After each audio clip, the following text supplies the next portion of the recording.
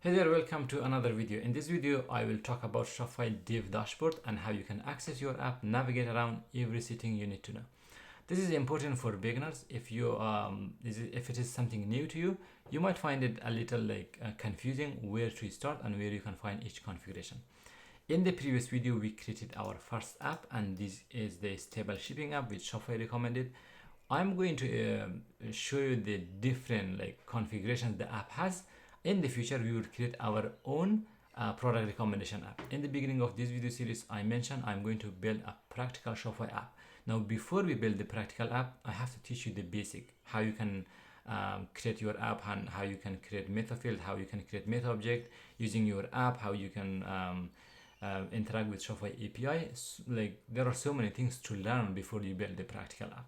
So this stable shipping app is okay for now. We are going to use this one as an example, but if we want to build our practical app, we will create a new version of that.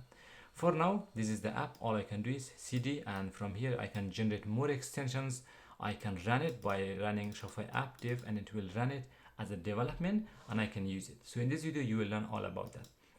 So if you go to Shopify partner, in here you can click view dev dashboard. This is a new thing that came a few months ago, but in here you will have access to all your development store.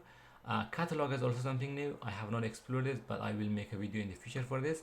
For now, the focus is on the apps. So this is all the apps I currently have. This is the one that I just created. If you go to this app, you have access to a lot of things like the API health. If anything fails, Shopify will show you, okay, the webhook is failing, this is not working, this is not working. So you will find out, okay, what is wrong with my app. You can also see number of installs, or you can install it on a development store. You can also check the versions. Sometimes you create a new version of your app. When you deploy it in Shopify, Shopify will keep history of everything in here, mostly app extensions. So it will be the history of app extension in here. You will learn more about this, but for now, this is what we created 6 minutes ago. Monitoring is important. We have some apps that run a lot of webhooks, Shopify functions. If you want to know how many errors you will get on the webhooks, deliveries, on response time, errors, everything, you will come here and you will see everything. I can show you one of the apps that we have and how much requests it have if I go to the dashboard of that, but I can do that in the next videos. So you can understand how many errors do we get and how much Shopify functions run we do get. If I go to the logs, it will also show you the logs of each store. So for now, we don't have any logs. Logs is basically when a function run, you can log some of the data and it will display in here as a development. It's very helpful that you find out about those logs. It will show you the error also in here. Under the setting, there are some basic settings like credential. For example, your app ID and secret. This is where it lies. And there is another place also for this. I will show you in the configuration of your app, which will come next. But for now, these are mostly the settings that you need. These are not any, there is no sensitive information in here. This is just development. Only thing is the secret, which I'm not going to view. So this is all you need to know about the Shopify CLI for the app in this part. The most important part that you might be checking is the Shopify app itself. Now, to run my app, this is what I need to do. cd, I have to go to the stable app in here.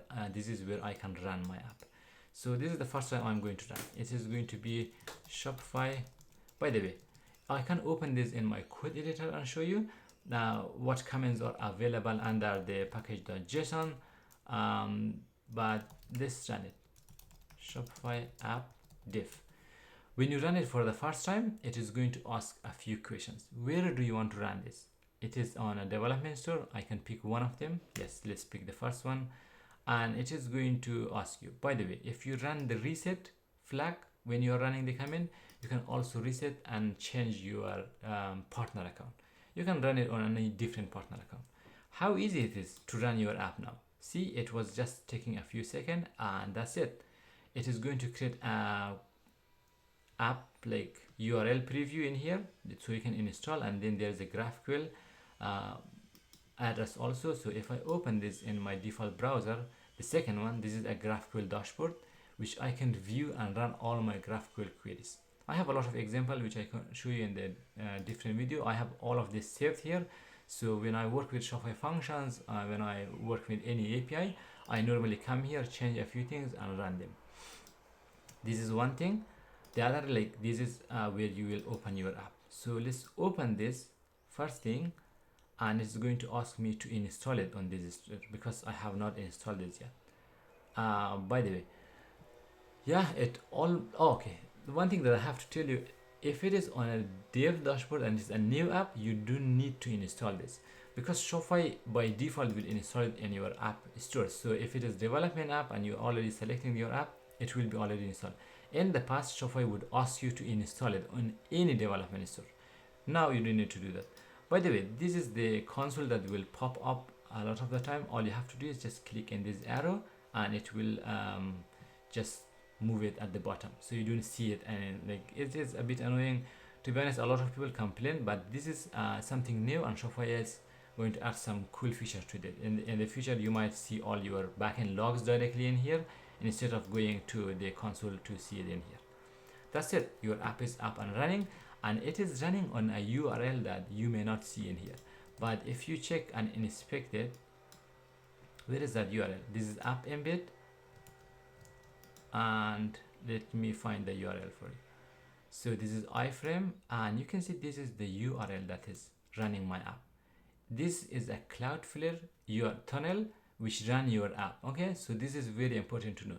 When you run the Shopify app, by like behind the scene, Shopify is going to create a tunnel for you, and in the Cloudflare, this is how you can see your app is here. It will expire if you do not have any activity, or after a few hours this will expire. But for the time that you are working, this will be like that. Next time you run the Shopify app dev come in again, it is going to create a new version of this, and they will also put this in the configuration. Now that's okay for now. Let's open the app and see what configuration we have. That is what we will focus in the next video.